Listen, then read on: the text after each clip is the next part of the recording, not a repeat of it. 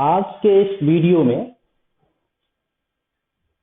हम लोग देखने वाले हैं स्टॉक मैनेजमेंट कैसे करेंगे। यदि आप किसी छोटे से शॉप पे या किसी कंपनी में या किसी ऐसी जगह पर आप वर्क कर रहे हैं जहां पर किसी भी वस्तु का परचेस और सेल्स हो रहा हो, आई मीन खरीद और बिक्री हो रही हो, तो वहां पर जो उपस्थित मटेरियल्स है, वस्तु है, कितना हमने खरीदा, कितना हमने बेचा और कितना अभी हमारे पास है, या प्रॉफिट हुआ या लॉस हुआ, इसके बारे में आपको यहां पर इस वीडियो के माध्यम से आपके सामने मैं टोटल कैलकुलेशंस को करके दिखाने वाला हूं। वीडियो स्टार्ट करने से पहले दोस्तों मैं आपसे आग्रह करूंगा, यदि आप इस चैनल पे नए हैं तो प्लीज चैनल को सब्सक्राइब कर लें, ताकि जो भी नई नई वीडियोस डलेगी चैनल पे उसकी नोटिफिकेशन आपको सबसे पहले प्राप्त हो। तो आइए टाइम को वेस्ट ना करते हुए हम लोग आगे बढ़े और एक एक करके समझते हैं कि कैसे स्टॉक मेंटेनेंस का हम लोग एक एक्सेल पे एक अच्छा और शानदार प्रोफॉर्मा के साथ हम इसको बना सकते हैं। ऊपर मैंने हेडिंग दिया परचेस सेल्स स्टॉक मेंटेनेंस। आपको जो अच्छा लगता है ऊपर आप दे सकते हैं, स्टॉक मेंटेनेंस दे सकते हैं, है ना, गोडाउन मेंटेनेंस दे सकते हैं, आप जैसा चाहें वैसा आप ऊपर लिख सकते हैं। मैं यहां पर देता हूं total amount, total sale amount और टोटल क्लोजिंग अमाउंट। यहां पर ये तीन चीजें मैंने ये पेश किया है कि आप ऊपर आप देख सकते हैं कि टोटल परचेस अमाउंट कितने की माल खरीदी, कितने की माल अपन ने बेचा और कितने का जो वस्तु है हमारे पास अभी भी बचा हुआ है। इसको जानने के लिए हमने ये तीन कॉलम आपके सामने ये डिजाइन किया हुआ दिख रहा है। नीचे हमने जो कॉलम लिया उसमें एक परचेस का कॉलम है और एक सेल्स में सोल्ड का कॉलम है और एक क्लोजिंग स्टॉक का कॉलम है। यहाँ पर आइटम्स के कुछ जो नेम और मॉडल नंबर, कौन से कंपनी की माल बेच रहे हैं, उसके लिए मैंने एक प्रोफॉर्मा बनाया है। आप प्रोफॉर्मा में अपने अकॉर्डिंग चेंजेस कर सकते हैं। ऐसा नहीं कि मैं जो दिया हूं वही इम्पोर्टेंट है, नहीं, आप अपने अकॉर्डिंग भी इसको ले सकते हैं। बट ये बहुत अच्छा और मेरे हिसाब से बनाया हुआ एक अपना कॉन्सेप्ट है, इसको आप देख समझिए, उसके बाद आप चेंजेस कर सकते हैं। पहले मैंने दे दिया सीरियल नंबर, आइटम नेम आप यहाँ पर दे सकते हैं, आइटम नेम्स भी लिख सकते हैं, मैंने आइटम्स दिया है। उसका मॉडल नंबर क्या है उसके लिए कॉलम डिजाइन किया और कौन सी कंपनी का है वो वस्तु, उसके लिए कितनी क्वांटिटी। अब परचेस में हमने तीन अब इसमें कॉलम दिया है, क्वांटिटी कितने आप खरीद रहे हैं, उसका रेट क्या है और कितने अमाउंट की है वो। उसके बाद जब सेल्स में जाएंगे तो कितना वस्तु आपने बेच दिया, क्या रेट से बेचा और कितना रुपया आया। अब आपके पास कितनी क्वांटिटी माल के रूप में बची है और यदि वो क्वांटिटी की बची है तो कितने रुपए की बची हुई है, उसके लिए हमने यहाँ पर एक कॉलम दिया और उसके बाद फिर हमने दिया यहाँ पर प्रॉफिट एंड लॉस के बारे में बताया। अब हम लोग इसको समझेंगे कि यहाँ पर हमें वस्तु के नाम लिखने हैं। अब आप यदि ये देखें कि हम 100-200 या जितने भी वस्तु का लेन देन करते हैं उसकी यहाँ पर एक हमने क्या किया है, ड्रॉप लिस्ट तैयार किया है। ये एक अच्छा और बहुत शानदार एग्जाम्पल है, क्योंकि आप ड्रॉप लिस्ट यदि तैयार कर लेते हैं तो आपको बार बार लिखने की आवश्यकता नहीं पड़ेगी और ये बहुत आसान भी है। तो कैसे ड्रॉप लिस्ट बनाया, तो आप देखिए इधर मैंने क्या किया, यहाँ पर जितने भी वस्तु हम सेल कर रहे हैं या परचेस कर रहे हैं उसका एक एग्जाम्पल के रूप में मैंने कुछ वस्तुओं का यहाँ पर नाम लिख दिया। जैसे इंटेक्स का कैबिनेट है, जेब्रॉनिक का आप देख लीजिए तो इसका भी आप ये कैबिनेट ही है जेब्रॉनिक का, और आसूस मदरबोर्ड है, एसरॉक मदरबोर्ड है, एचडीडी हार्ड डिस्क ड्राइव है, 500 जीबी 250 जीबी रैम है ना। इस टाइप से हमने यहाँ पर दिया। अब आगे बढ़ते हैं और यहाँ पर जैसे ही हम ड्रॉप लिस्ट, मैंने कई वीडियो में ड्रॉप लिस्ट को बताया है, फिर से मैं इस वीडियो में भी ड्रॉप लिस्ट बता देता हूँ क्योंकि बहुत आसान भी है और ड्रॉप डाउन लिस्ट जो है ये आना चाहिए आपको। तो सबसे पहले क्या करना क्या है, जिस जगह पर आप ड्रॉप लिस्ट बनाना चाहते हैं वहां पर आप क्लिक करें और डाटा में चले जाएं और डाटा वैलिडेशन में जाएं और यहां जाने के बाद लिस्ट को क्रिएट करें और लिस्ट को सिलेक्ट करने के बाद आप यहां पर क्लिक करें और जिस सेल को आप सिलेक्ट करना चाहते हैं, आई मीन जहां पर आपने लिखा हुआ है अपने आइटम्स के नेम, उसको आप सेलेक्ट कर लें और सिलेक्ट करने के बाद आप इंटर प्रेस कर दें। जैसे ही इंटर आप प्रेस करते हैं आप जाएंगे यहाँ, तो जैसे इस कॉलम पर क्लिक करेंगे तो उसके साइड में एक बॉक्स टाइप का है ना, ड्रॉप डाउन टाइप का एक आई बटन खुल जाएगा और इस बटन को आप यहाँ पर क्लिक करते हैं तो आपको यहाँ पर जितने भी वस्तु है वो दिख जाने वाली है। ऊपर नीचे ड्रैग करके आप देख सकते हैं।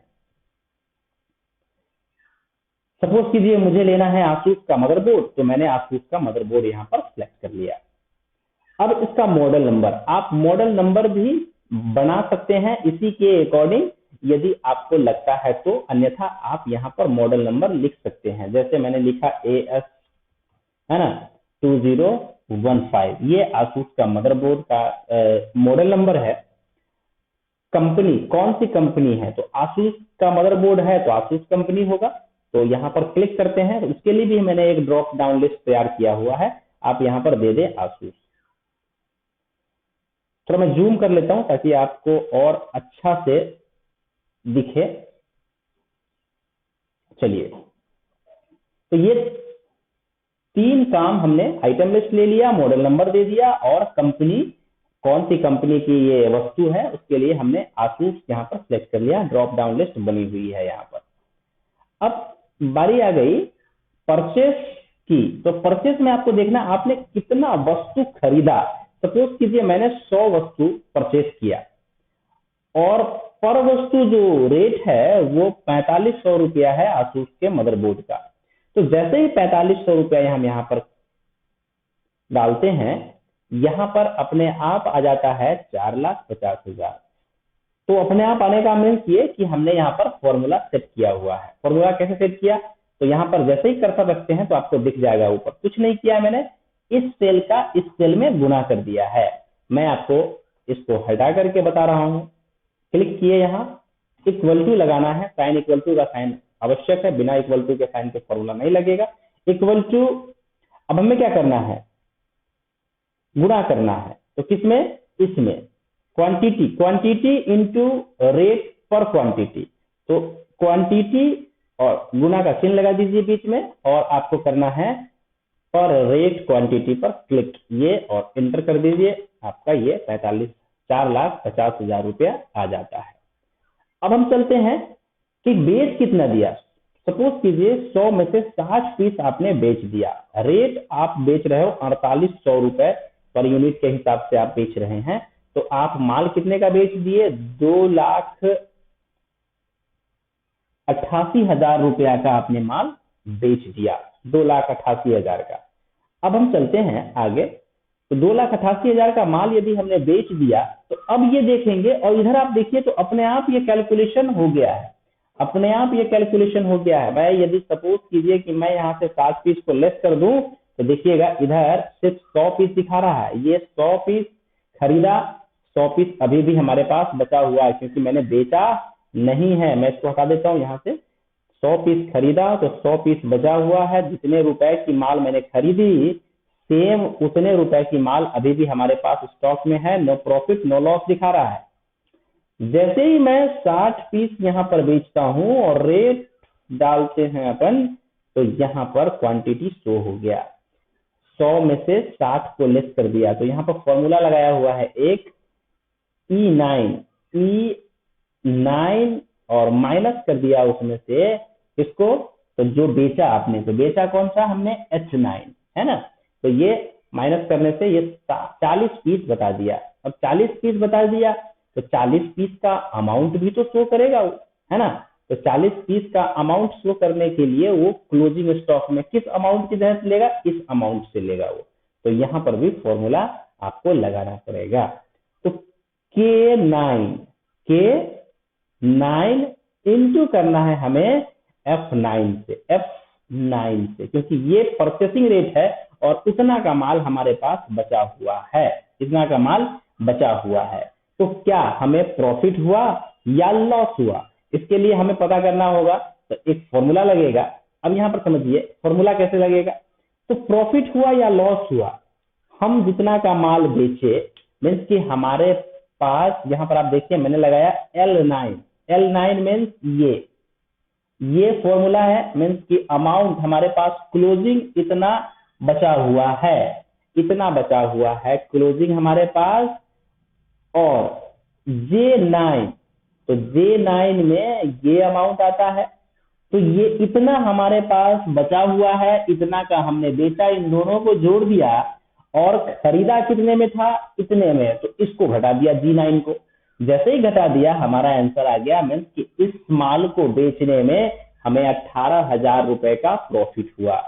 यदि लॉस में हम चले जाएं तो यहाँ पर माइनस में आएगा। यदि मैं यहाँ पर क्या कर रहा हूँ, 48,000 के जगह 4800 रुपया के जगह पर मैं यहाँ पर 4,000 डाल देता हूँ, तो अब देखिए आप, तो माइनस में 30,000 रुपया हमारा माइनस चला गया।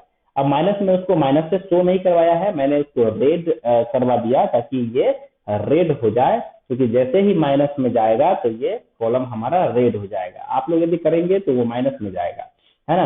अगले वीडियो में जब कभी आएंगे हम लोग तो ये भी बताएंगे फंक्शन कि ये रेड क्यों हुआ।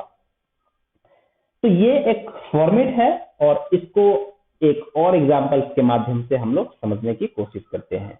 नंबर 2, यहाँ पर हम लोग ले लेते हैं एक HDD 500 GB का ले लेते हैं हम लोग, HDD 500 GB।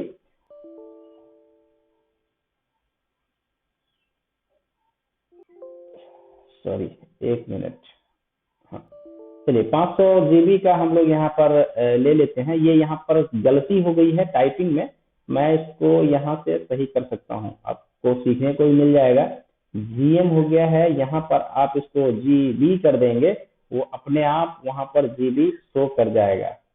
फिर से एक बार आपको लेना होगा और 500 GB आ गया। अब हम क्या करते हैं, यहाँ पर भी मॉडल नंबर है, तो मैं सपोज कीजिए C गेट का ले रहा हूँ। तो हार्ड डिस्क हमारा ये जो है मॉडल नंबर, तो मॉडल नंबर एक काम करते हैं अपन, C इतना मॉडल नंबर है इसका, और ये कंपनी हम लोग ले रहे हैं सीगेट का, या सैमसंग का भी ले सकते हैं आप, सैमसंग का कर लीजिए, सैमसंग का दे दिया।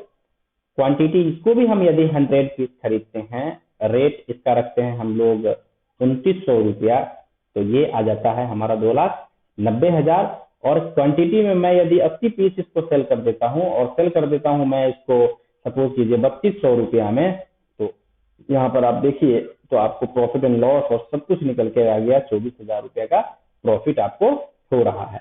यहाँ पर आप चेंज कर सकते हैं, माइनस में है, लॉस हो रहा है, आपको प्रॉफिट हो जाएगा, आप यहाँ पर चेंज करके 4500 रुपया का कर दीजिए, है ना। तो बराबर हो गया 4500 रुपया परचेस और 4500 रुपया सेल्स, इसीलिए आप इसको कुछ बढ़ा दीजिए, इतना कर दीजिए, तो आपको यहाँ पर 24,000 रुपये का प्रॉफिट शो कर जाता है।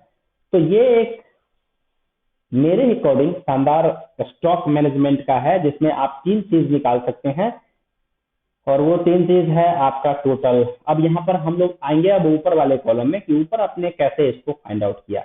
तो टोटल परचेस जो यहाँ दिखा रहा है, टोटल परचेस हम लोग निकालते हैं, यहाँ टोटल, इन दोनों का टोटल परचेस दिखा रहा है। तो इसको कैसे निकाला, तो फॉर्मूला यहाँ पे लगा है सम, और यहाँ पर जितने भी अमाउंट आएंगे यहाँ से यहाँ तक, उसको ये जोड़ करके दिखा देगा। जैसे देखिए G9 to G18, ये G है और यहाँ 9 से शुरू है ना, और 18 तक है, तो 18 दे दिया हमने।